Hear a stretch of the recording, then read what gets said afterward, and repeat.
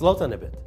مەسرور بارزانی سەرۆکی حکوومەتی هەرێمی کوردستان ڕایگەیاند بڕیاری دادگای فیدرالی عێراق لەبارەی نادەستوریبوونی سربەخۆی فرۆشتنی نەوتی هەرێمی کوردستان قبوڵکراو نییە.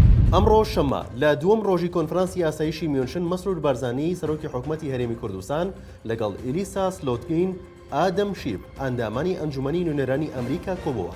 با گوێرەی ڕاگەندراوێک مەسرور بارزانی ئاماژی بەوە داوە لە کۆبوونەوەکەدا گفتوگۆمان دەربارەی بارودۆخی گشتی عێراق و ناوچەکە و پەرەپێدانی پەیوەندەکانی هەرێمی کوردستان و ویلایەتە یەکگرتووەکانی ئەمریکا کردووە. دەژڵێت هەروەها ئاماژەمان بە بڕیاری ئەم دوایەی دادگای باڵای ئیتیحادی کرد دەربارەی نەوت و گازی هەرێمی کوردستان و دووپاتمان کردەوە کە ئەم بڕیارە بەلای هەرێمی کوردستان قبوڵکراو نییە و هەرێمی کوردستان بە هەموو شێوەیەک داکۆکی لە مافە دەستوریەکانی دەکات. ئەمەش لە کاتێکدایە هەر ئەمڕۆ عەلی تەمیمی شارەزای یاسایی عێراقی لە لێدوانێکی ڕۆژنەمەوانیدا ئاماژەی بەوە داوە ئەو بڕیارەی لەلایەن دادگای فیدرالیەوە دەرچوو چەندین جار دواخراوە کە دوایین جاریان لە مانگی ڕابردوو بوو ئەویش لە پێناو زیاتر وردبینیکردن لە زانیاریەکان.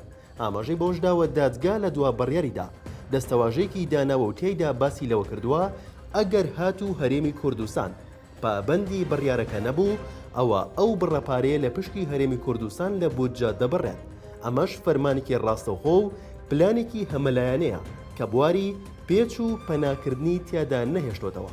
دادگای باڵای فیدرالی عێراق لە 15 شوباتی 2022 لەبارەی فرۆشتنی نەوت و گاز لەلایەن حکوومەتی هەرێمی کوردستانەوە بڕیاریدا کە نادەستوریە و پێویستە حکوومەتی هەرێم پابەندی ڕێکەوتنەکان بێت و داهاتەکان ڕادەستی حکوومەتی فیدرالی بکات. هاوکات داوەشی لە وەزارەتی دارایی و دیوانی چاودێری دارایی کرد چاودێری سەرجەم گرێبەست و وردەکاریەکانی فرۆشتنی نەوت و گازی هەرێم بن.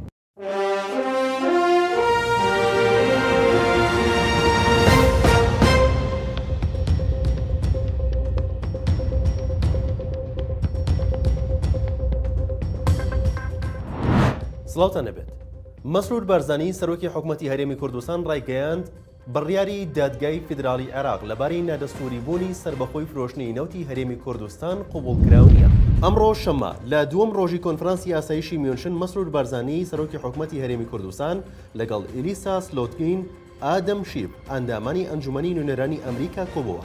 با گوێرەی ڕاگەندراوێک مەسرور بارزانی ئاماژی بەوە داوە لە کۆبوونەوەکەدا گفتوگۆمان دەربارەی بارودۆخی گشتی عێراق و ناوچەکە و پەرەپێدانی پەیوەندەکانی هەرێمی کوردستان و ویلایەتە یەکگرتووەکانی ئەمریکا کردووە. دەژڵێت هەروەها ئاماژەمان بە بڕیاری ئەم دوایەی دادگای باڵای ئیتیحادی کرد دەربارەی نەوت و گازی هەرێمی کوردستان و دووپاتمان کردەوە کە ئەم بڕیارە بەلای هەرێمی کوردستان قبوڵکراو نییە و هەرێمی کوردستان بە هەموو شێوەیەک داکۆکی لە مافە دەستوریەکانی دەکات. ئەمەش لە کاتێکدایە هەر ئەمڕۆ عەلی تەمیمی شارەزای یاسایی عێراقی لە لێدوانێکی ڕۆژنەمەوانیدا ئاماژەی بەوە داوە ئەو بڕیارەی لەلایەن دادگای فیدرالیەوە دەرچوو چەندین جار دواخراوە کە دوایین جاریان لە مانگی ڕابردوو بوو ئەویش لە پێناو زیاتر وردبینیکردن لە زانیاریەکان. ئاماژەی بەوەش داوە دادگا لە دوا بڕیاریدا دەستەواژەیەکی داناوە و تێیدا باسی لەوە کردووە ئەگەر هاتوو هەرێمی کوردستان پابەندی بڕیارەکە نەبوو ئەوە ئەو بڕەپارەیە لە پشتی هەرێمی کوردستان لە بودجە دەبڕێت. ئەمەش فەرمانێکی ڕاستەوخۆ و پلانێکی هەمەلایەنەیە کە بواری پێچ و پەناکردنی تیادا نەهێشتوتەوە.